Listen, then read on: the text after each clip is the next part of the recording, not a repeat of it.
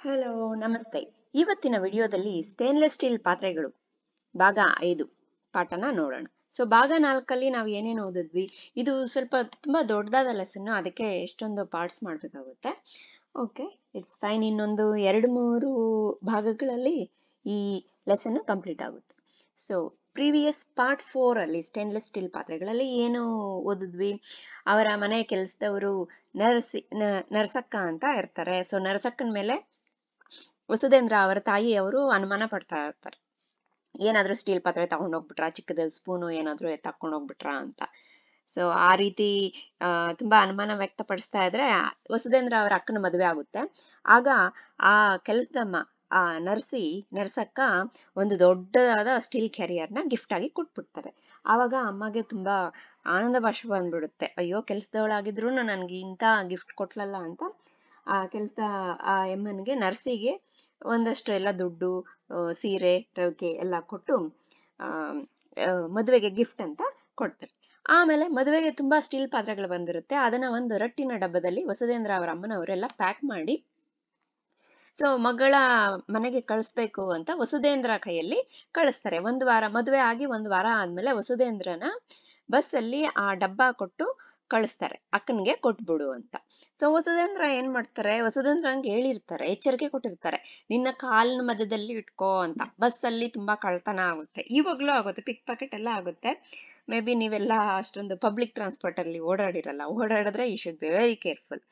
Okay, so ಆದ್ರೆ ಕಾಲಿನ ಮಧ್ಯದಲ್ಲಿ ಇಟ್ಕೋ ಅಂತ ಹೇಳಿರ್ತಾರೆ. ಸೊ ಅಲ್ಲವರೆಗೂ ನಾವು ಬಂದು ಸ್ಟಾಪ್ ಮಾಡಿದ್ವಿ.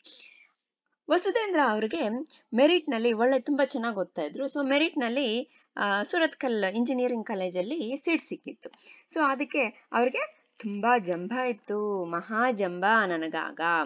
ಅವಾಗ ಸೀಟ್ ಸಿಕ್ತು ಅಂತ ಸಿಕ್ಕಾಪಟ್ಟೆ ಜಂಬ ಇತ್ತು, ಮಹಾ ಜಂಬ. So he was very proud that he got a merit seat in a very good engineering college ಅಂತ. ಯಾರೇ ಪರಿಚಯದವರು ನನ್ನ ಗುಣಗಾನ ಮಾಡಿದರೂ ಒಳಗೊಳಗೆ ಖುಷಿ. ಯಾರೇ ಪರಿಚಯದವರು ಇರ್ತಾರಲ್ಲ, ಪಕ್ಕದ ಮನೆಯವರ ಇಲ್ಲ ತಂದೆ ತಾಯಿಗೆ ಗೊತ್ತಿರೋರು, ಅವರು ಅಯ್ಯೋ ವಸುಧೇಂದ್ರನ್ಗೆ ಸುರತ್ಕಲ್ ಇಂಜಿನಿಯರಿಂಗ್ ಕಾಲೇಜಲ್ಲಿ ಸೀಟ್ ಸಿಕ್ಕಿದ್ಯಪ್ಪ ಅಂತ ಹೇಳಿದ್ರೆ ಒಳಗೊಳಗಡೆ ಖುಷಿ ಪಟ್ಕೊಂತ ಇದ್ದ ಅಂತ ಬರ್ಕೊಂತ ಇರೋದು ವಸುಧೇಂದ್ರ ಅವರು. So he used to be like feel proud or happy inside whenever any known people they praise him because of this merit seat. ಅಕ್ಕನ ಮನೆಯಲ್ಲಿ ಎಲ್ಲರ ಕಣ್ಣಲ್ಲಿ ನಾನು ಮಿಂಚಬಹುದೆಂಬ ಆಸೆಯಿಂದ ಬಸ್ ಸೇರಿದೆ. ಸೊ ಅಕ್ಕನ ಮನೆಗೆ ಹೋಗಿ ಎಲ್ಲರ ಕಣ್ಣಲ್ಲೂ ನಾನು ಮಿಂಚ್ತೀನಿ ಅಂದ್ರೆ ಎಲ್ಲರೂ ನನ್ನೇ ನೋಡ್ತಾ ಇರ್ತಾರೆ, ತುಂಬಾ ಒಳ್ಳೆ ಹುಡುಗನಪ್ಪ, ಮೆರಿಟ್ ಸೀಟಲ್ಲಿ ಇವನ್ಗೆ ಸೀಟ್ ಸಿಕ್ಕಿದೆ, ಅದು ಸೂರತ್ಕಲ್ ಇಂಜಿನಿಯರಿಂಗ್ ಕಾಲೇಜಲ್ಲಿ NITK ನಲ್ಲಿ ಅಂತ ಅನ್ಕೊಂಡು ಮನ್ಸಲ್ಲಿ ಅನ್ಕೊಂಡು ಖುಷಿಯಿಂದ ಜಂಬಾದಿಂದ ಬಸ್ಸನ್ನ ಹತ್ತಿದ್ರು ವಸುಧೇಂದ್ರ ಅವರು. So what he thought, Vasudhendra thought I will be like eye-catching person in sister's house ಅಂತ ಅನ್ಕೊಂಡು he climbed the bus. ಅಮ್ಮ ಹೇಳಿದಂತೆ ಕಾಲ ಬುಡದಲ್ಲಿಯೇ ಡಬ್ಬವನ್ನಿಟ್ಟುಕೊಂಡೆ. ಬುಡ ಅಂದ್ರೆ ಒಂಥರ ರೂಟ್ ತರ ಕೆಳಗಡೆ, ಸ್ಟೆಮ್ ಅಂತೀವಲ್ಲ, ಬುಡ ಅಂದ್ರೆ ಆ ರೀತಿ. ಆದ್ರೆ ಇಲ್ಲಿ ಬುಡ ಅಂದ್ರೆ ಕಾಲ ಹತ್ರ 2 ಕಾಲುಗಳ ಮಧ್ಯದಲ್ಲಿ ಆ ಡಬ್ಬನ ಅಮ್ಮ ಹೇಳ್ದಂತೆ ಇಟ್ಕೊಂಡ. ವಸುಧೇಂದ್ರ ಮರ್ತೋಗ್ಲಿಲ್ಲ. So Vasudhendra kept that box as per Amma's advice in between his legs. ಆದ್ರೆ ಏನಾಯ್ತು ನೋಡೋಣ. ಆದ್ರೆ ದಿವಂಗತ TK ರಾಮರಾಯರ ಒಂದು ಭರ್ಜರಿ ಪತ್ತೇದಾರಿ ಕಾದಂಬರಿ ಓದುತ್ತಾ ಕುಳಿತೆ. ಆದ್ರೆ ದಿವಂಗತ ಅಂದ್ರೆ ತೀರ್ಕೊಂಡವ್ರು, ಸತ್ ಹೋದವರು. ಸೊ TK ರಾಮರಾಯ ಅಂತ ಒಬ್ರು ರೈಟರ್ ಇದ್ರು, ಅವರು ಪತ್ತೇದಾರಿ ಕಾದಂಬರಿಗಳನ್ನ ಬರಿತಾ ಇದ್ರು. ಅವ್ರದ್ದು ಒಳ್ಳೆ ಭರ್ಜರಿ ಪತ್ತೇದಾರಿ ಕಾದಂಬರಿ ಒಂದು ಓದ್ಕೊಂಡು ನಮ್ಮ ವಸುಧೇಂದ್ರ ಅವ್ರಿಗೆ ಓದೋ ಹುಚ್ಚು ಸ್ವಲ್ಪ ಜಾಸ್ತಿ ಇತ್ತು. ಆ ಕಾದಂಬರಿನ ಓದ್ಕೊಂಡು ಕುಳಿತ್ಕೊಂಡ್ಬಿಟ್ರು. So Vasudhendra started reading late. So ದಿವಂಗತ ಅಂದ್ರೆ late. TK Ramarao's one of the grand detective novel. ಭರ್ಜರಿ ಪತ್ತೇದಾರಿ ಡಿಟೆಕ್ಟಿವ್ ನಾವೆಲ್. ಪತ್ತೇದಾರಿ ಅಂದ್ರೆ ಡಿಟೆಕ್ಟಿವ್, ಕಾದಂಬರಿ ಅಂದ್ರೆ ನಾವೆಲ್. ರಾಯರು ಅಂದ್ರೆ ಯಾರು ರೈಟರ್ ಇದ್ದಾರಲ್ಲ ಟಿ.ಕೆ. ರಾಮರಾಯರು ರಾಯರು ಒಂದರ ಮೇಲೊಂದು ಹೆಣ ಉರುಳಿಸುತ್ತಿದ್ದರು. ಅಂದ್ರೆ ಅವರು ಬರಿತಾ ಇದ್ದಿದ್ದ ಆ ಕಾದಂಬರಿನಲ್ಲಿ ಒಂದಾದ್ಮೇಲೆ ಒಂದು ಹೆಣ ಉರುಳ್ತಾ ಇತ್ತು, ಸತ್ತೋಗ್ತಾ ಇದ್ರು. So in this novel, detective novel, one by one were getting killed. Means some serial killing was happening in TK. ರಾಮರಾಯ's this ಪತ್ತೆದಾರಿ ಕಾದಂಬರಿ. ಓಕೆ, ನಾನು ಯಾರನ್ನು ಕೊಲೆಗಾರ ಎಂದು ಊಹಿಸಿದ್ದೇನೋ ಅವನದೇ ಕೊಲೆ ಮಾಡಿಸ್ಬಿಟ್ರು. ಸೊ ಓದುವಾಗ ನಮ್ಗೆ ಒಂದು ರೀತಿ ಕ್ಯೂರಿಯಾಸಿಟಿ ಬರುತ್ತೆ. ಸೊ ಈ ಕೊಲೆಗಳನ್ನೆಲ್ಲ ಯಾರಪ್ಪ ಮಾಡಿಸ್ತಾ ಇರೋದು ಅಂತ ಒಂದು ಊಹೆ ಮಾಡಿದ್ರು ವಸುಧೇಂದ್ರ ಅವರು. ಅವನೇ ಸತ್ತೋದ ಅದರಲ್ಲಿ. ಸೊ ಅವನನ್ನೇ ಕೊಲೆ ಮಾಡಿಸ್ಬಿಟ್ಟಂದ್ರೆ ಟಿ.ಕೆ. ರಾಮರಾಯ್ ಅವರು ಬರ್ದಿರೋದು ಆ ರೀತಿ ಇದೆ.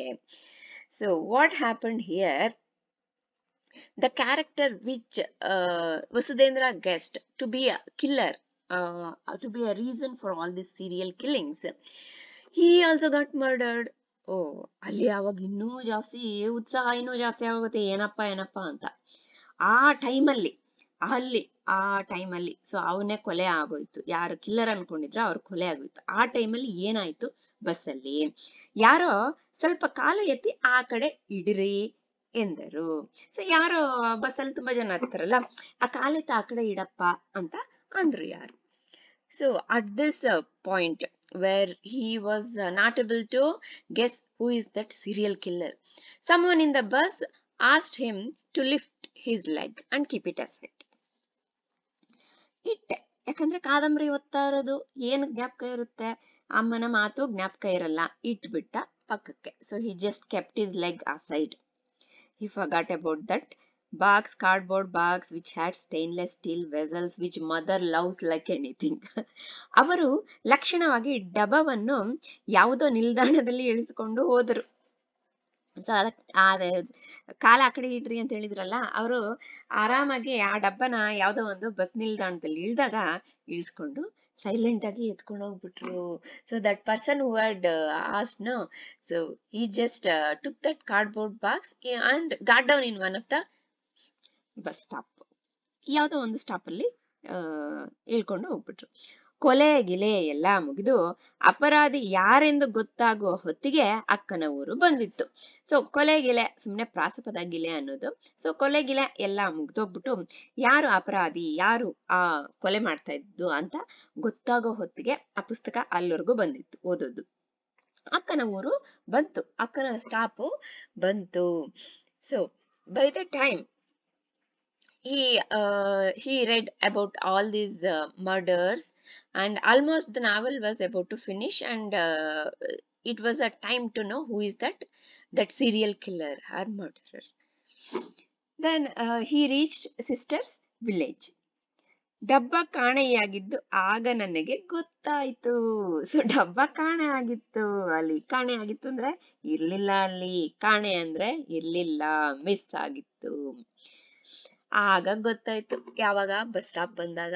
I realized, so Vasudendra is telling, Vasudendra realized that cardboard box was missing that time only. ಅಕ್ಕನ ಮನೆಯಲ್ಲಿ ಎಲ್ಲರೂ ನನ್ನನ್ನು, ಅಕ್ಕನ ಮನೆಗೆ ಅಲ್ಲವರೆಗೂ ಬಂದಿದ್ದಾಯ್ತು, ಅಕ್ಕನ ಮನೆಗೆ ಹೋಗ್ಬೇಕಲ್ಲ, ಅಕ್ಕದ ಮನೆಗೆ ಬರೀ ಕೈಯಲ್ಲಿ ಹೋದ ಪಾಪ ವಸುಧೇಂದ್ರ. ಫುಲ್ಲು ನಾನು ಆಗಿರ್ತೀನಿ ಅಕ್ಕನ ಮನೆಯಲ್ಲಿ, ನಾನು ಎಲ್ರ ಕಣ್ಣಲ್ಲೂ ಮಿಂಚ್ತೀನಿ ಅಂತೆಲ್ಲ ಅನ್ಕೊಂಡು ಅಕ್ಕನ ಮನೆಗೆ ಹೋದ. ಅಕ್ಕನ ಮನೆಯಲ್ಲಿ ಎಲ್ರು ಬೇರೆಯವರೆಲ್ಲ ಇದ್ರಲ್ಲ, ಅವರು ವಸುಧೇಂದ್ರನ ಹುಡುಗಿ ತಮ್ಮ ಮದುವೆ ಸ್ಟೀಲ್ ಪಾತ್ರೆಗಳನ್ನೆಲ್ಲ ಬಸ್ಸಿನಾಗೆ ಕಳ್ಕೊಂಡಾನೆ ಅಂತ ಪರಿಚಯಿಸಿದ್ರು. ಸೊ ಒಬ್ರಿಗೊಬ್ರು ವಸುಧೇಂದ್ರ ಯಾರು ಅಂತ ಹೇಳ್ಬೇಕಲ್ಲ ಅವ್ರ ಮನೆಯಲ್ಲಿ. ಅವಾಗ ಅವ್ರು ಹೇಳೋದ್ರು, ಇವನು ಹುಡುಗಿ ತಮ್ಮ ಅಪ್ಪ ಮದುವೆದು ಸ್ಟೀಲ್ ಪಾತ್ರೆಗಳನ್ನೆಲ್ಲ ಬಸ್ಸಲ್ಲಿ ಕಳ್ಕೊಂಡ್ ಬಂದಿದ್ದಾನೆ ಅಂತ ಪರಿಚಯ ಮಾಡಿದ್ರು. ಸೊ ಅಕ್ಕನ ಮನೆಗೆ ಹೋದಾಗ, so when he went to sister's house, they introduced him as his girl's brother and has lost all steel vessels of the marriage in the bus ಅಂತ ಅಲ್ವಾ. ಎಂತ ಇಂಟ್ರೊಡಕ್ಷನ್ ಪಾಪ ವಸುಧೇಂದ್ರಗೆ. ಎಷ್ಟೊಂದು ಖುಷಿಯಿಂದ ಹೋಗಿ ಈ ರೀತಿ ಆಗೋಯ್ತು. ಇನ್ನು ಅಮ್ಮನ ಗೋಳಂತೂ ಹೇಳೋದಕ್ಕೆ ಸಾಧ್ಯವಿಲ್ಲ. ಇನ್ನು ಊರ್ಗ್ ಹೋಗಿದ್ದಾದ್ಮೇಲೆ ಅಮ್ಮನ ಗೋಳು, ಅಮ್ಮನಿಗೆ ಸ್ಟೀಲ್ ಪಾತ್ರೆಗಳಂದ್ರೆ ಓಹೋ ಪ್ರಾಣ. ಈಗ ಆಯ್ತು ಅಂದ್ರೆ ಅಮ್ಮನ ಗೋಳೋ, ಅಯ್ಯೋ ಎಷ್ಟೊಂದು ಸ್ಟೀಲ್ ಪಾತ್ರೆಗಳು ಹೋಗ್ಬಿಡ್ತಪ್ಪ ಅಂತ ಪಾಪ. So Amma was very, very unhappy because of this incident.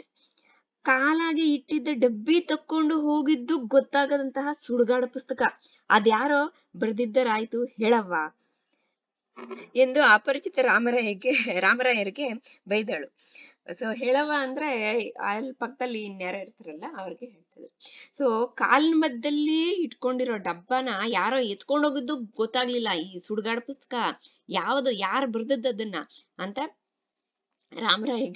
ರಾಮರಾಯರು ಅವರೇ ಅಲ್ವಾ ರೈಟರು, ಅವ್ರಿಗೆ ಬೈತಾ ಇದ್ದಾರೆ ಅಮ್ಮ, ವಸುಧೇಂದ್ರ ಅವರ ಅಮ್ಮ. ಅವಳ ಬೈಗಳೆಲ್ಲವೂ ರಾಮರಾಯರಿಗೆ ಒಂದು ದೊಡ್ಡ ಕಾಂಪ್ಲಿಮೆಂಟ್. ಸೊ ಅವಳು ಏನೇನ್ ಬೈತಾ ಇದ್ಲೋ ವಸುಧೇಂದ್ರ ಅವ್ರು ಹೇಳ್ತಾ ಇದಾರೆ ಅದು ರಾಮರಾಯರಿಗೆ ಕಾಂಪ್ಲಿಮೆಂಟ್ ಅಂತ. ಸೊ ವಾಟ್ ಅಮ್ಮ is telling, what a stupid book, because of which Vasudendra didn't even realize that theft happened, that to that box which was kept between his legs. He is not able to realize. He is fully involved in the reading. Who is that? Who is the author of that book? So she scolded him. Though all these were scoldings, Vasudendra is telling it was a big compliment to writer Ramaraya. ನನಗೆ ಪದವಿಯನ್ನು ಪೂರ್ತಿಗೊಳಿಸುವುದಕ್ಕೆ ಮುಂಚೆ ಕ್ಯಾಂಪಸ್ಸಿನಲ್ಲಿ ಒಳ್ಳೆಯ ಉದ್ಯೋಗ ದೊರಕಿತ್ತು. So ಪದವಿ ಅಂದ್ರೆ engineering ಪದವಿ, ಅದನ್ನ ಪೂರ್ಣಗೊಳಿಸುವುದಕ್ಕೆ ಮುಂಚೆ ಕ್ಯಾಂಪಸ್ನಲ್ಲಿ ಒಳ್ಳೆ ಕೆಲಸ ಸಿಕ್ತು, ಅಂದ್ರೆ ಒಳ್ಳೆ ಸಂಬಳ ಬರೋ ಕೆಲಸ ಸಿಕ್ತು ವಸುಧೇಂದ್ರ ಅವರಿಗೆ. So before finishing Vasudhendra's graduation, that bachelor of engineering, he got a very good job in campus interview. Okay, so the campus interview for very good colleges, very good companies, they just come before they finish their graduation. Usually in the final year they just select the students. They will give all exams and all will be there, some small test and all will be there, so they have to pass through it and they get a very good salary. It's good, right? When you're studying only you get a good job, and this guy is very proud of it. Okay, ಅದಾದ್ಮೇಲೆ ಮದ್ರಾಸಿನಲ್ಲಿ ವಾಸ. So he was working in Madras, Chennai. Okay, so that time it was, the name was Madras or Madras.